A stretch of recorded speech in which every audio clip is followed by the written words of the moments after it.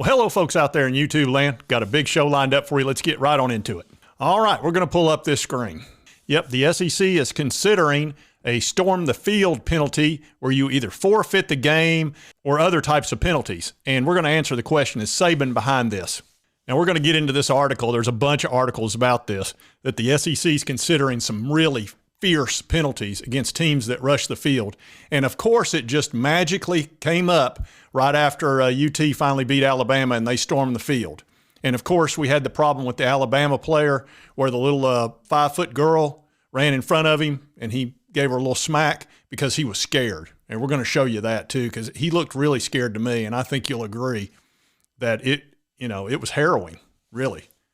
So we're going to get into all this. But Saban, man, I'm telling you, between the schedule that he's upset about, the way we play, the speed of our play, and now storming the field, that's what his third thing he's gone crazy about and trying to change and trying to mess with Tennessee.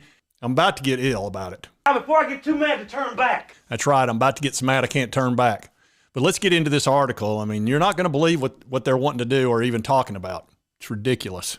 And this is in Football Scoop by Doug Samuels, and it says SEC is reportedly considering much steeper penalties for field storming. It says, remember the viral videos of the goalposts at Neyland Stadium being triumphantly carried out of the stadium, later thrown into the river, and that was because the Vols beat Bama 52-49. They were hit with a $100,000 fine due to a second offense because they had stormed the basketball court in 2006. Who keeps up with this crap?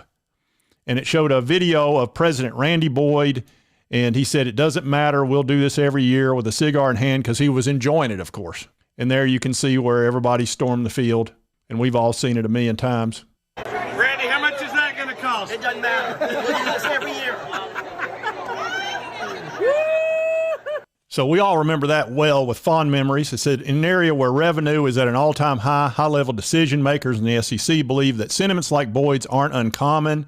It's not enough of a deterrent for the league. It says if the SEC has their way, some much steeper punishment could be on the way for the tradition that many consider a vital fabric of college athletics experience. So they're going, what are you doing? You're going to take away one of the most fun things for the fans to watch or to participate in is rushing onto the field.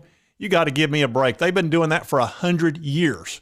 And now all of a sudden you're going to forfeit the game if people go down and celebrate. You got to be kidding me. It says, according to Pat Forty, of course, he's always involved, safety concerns are at the forefront of the conference's conversations about making the discipline for storming the field much harsher. So it adds that a conference working group commissioned by Greg Sankey last November, just weeks after Tennessee's field storming. It's always about Tennessee, always.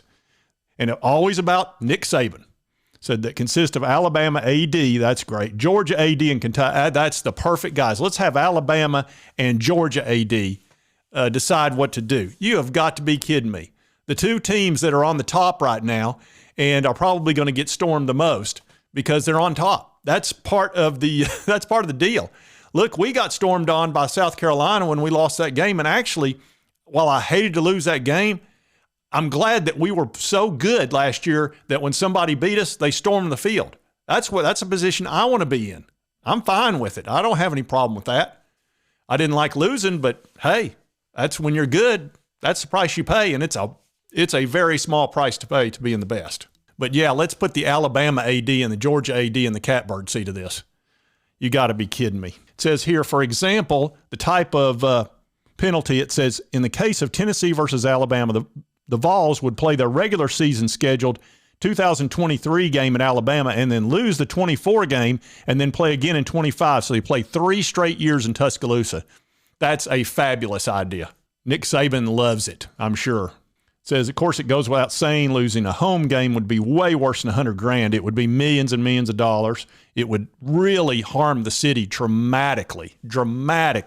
Tens of millions of dollars in sales, hotel rooms, restaurants, put tons of people out of work. I think that's a brilliant idea. It says that the league is also reportedly considering a forfeit of the game in which the storming of the field occurred as well, which surely would face considerable criticism. Oh, man, I can't imagine Nick Saban being behind that at all. No, that wouldn't be like him. Let's see. He's upset because he's got to play Tennessee every year. He cried and complained about that. He's upset about our pace of play. We know he's very up. He wants rules changes over that. Now he wants rules changes in case we storm the field when we beat them, because that upsets him too, and it upset his player. If you'll remember, let's take a look at this. So y'all don't remember that one of Alabama's players was in grave danger during that storming, and I'll show you what almost happened to him. Fortunately, he was there to defend himself. Here he is right here. You can tell how scared he is. He smacks her upside the head, and yeah, there he is running for his life. So look, certainly makes sense. He looked like he was in grave danger there. That little 5-foot girl, Lord, she could have picked him up and done Lord knows what. As a matter of fact, I have an actual video of what he actually saw, and I think you'll understand why he felt like, this was not a safe situation. Look, they got to do something. I mean, that poor guy, he's probably going to have therapy for years after that. I mean, thank goodness he was able to push her away, or there's no telling what would have happened. So we need to change all the rules because of that. That's for sure. Now, here's the thing about Nick Saban. I used to want him to retire because I was tired of losing to him. But now that we've beaten him one time, he's kind of lost his gourd over everything. And like I said, he wants all these major changes, schedule changed, rules changed, penalties for if we beat him. And actually, I've got a video of him talking to the NCAA about rules changes. And this is actually his reaction when he found out that they weren't going to change the rules to suit him about the Tennessee speed of play. So here's that. That's not fair. Don't raise your voice to me. And I also have a secret video of his reaction when he found out that he was going to have to play Tennessee every year. And then I think this is going to be his reaction if he doesn't get the forfeiture or the loss of a home game in case we were to storm the field against him again. Or any other team, I guess. I actually was reading about this, and I went to YouTube, and I saw that Boogie Bentley on Talking Vols had done a video on it. I even put a comment in there. I was like, totally agree, because he thinks this is ridiculous too. But I just couldn't help it. I had to do a video on this because I think this is absurd, and I think Nick Saban's behind this, as usual. If it's anything to do with Tennessee and rules changes to help Alabama, Nick Saban's behind it. And look, he's pretty vocal and open about it. I will give him that. He'll go to Sports Illustrated. He'll go to the SEC. He'll go to the highest mountains if he has to, because Nick's really had it tough. He's only won 7 titles. He's the GOAT. I can totally understand why he's upset. Because, what if somebody comes around 100, 200 years from now and wins 7 national titles? What would he do then? Granted, the odds of it are really, really slim, but it could happen. Look, he's got to protect his legacy, and I understand it. So that explains why he's so upset. All right, folks, just wanted to cover this a little bit, and I'm not real happy about it, needless to say. If you like this content, be sure to hit that like button. Lets me know to continue to cover the Vols and Nick Saban and all this good stuff, SEC, NCAA, all this crap. And if you've not subscribed, it's right here on the left. Just hit that little button. Costs you nothing. Helps me out.